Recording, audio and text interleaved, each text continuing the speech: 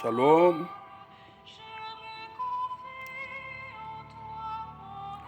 Aujourd'hui,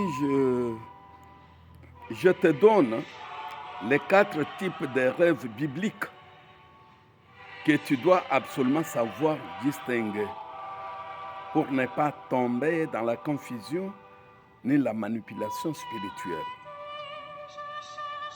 Le premier type de rêve, c'est le rêve d'avertissement ou rêve de garde-fou.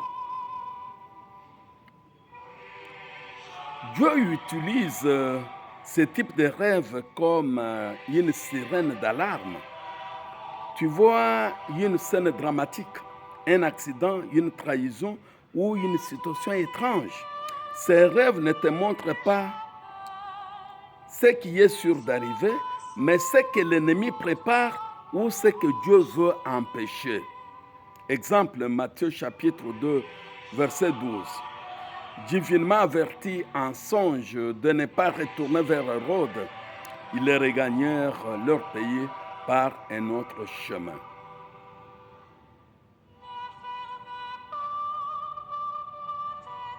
Le deuxième rêve, c'est le rêve prophétique ou rêve de destinée. Dieu te révèle ce qu'il a prévu pour toi, même si cela semble loin ou impossible. Mais attention, ces rêves attirent la jalousie, les combats et les délais spirituels. Ils sont comme une lettre d'embauche divine. Mais encore faut-il tenir bon jusqu'au contrat. Exemple, Genèse chapitre 37, verset 10. Les rêves de Joseph. Ce sont les rêves qui montrent le futur, la mission ou l'appel divin sur ta vie. Combien de personnes ont rêvé qu'elles prêchaient, qu'elles guérissaient de malades ou qu'elles voyageaient aujourd'hui et aujourd'hui elles vivent comme si Dieu ne leur avait jamais parlé parce qu'elles ont abandonné le processus. Le troisième rêve, c'est le rêve de révélation.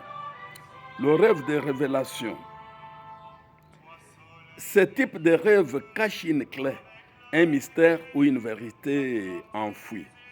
Parfois pour une nation, une famille ou un ministère.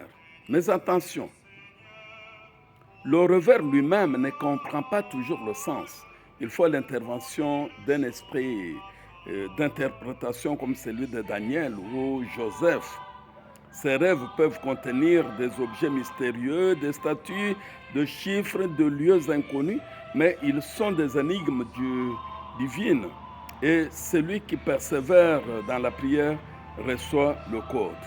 Beaucoup rêvent par exemple de coffres fermés, d'escaliers, de vieilles maisons, d'anciens camarades et ne savent pas que ces éléments sont des clés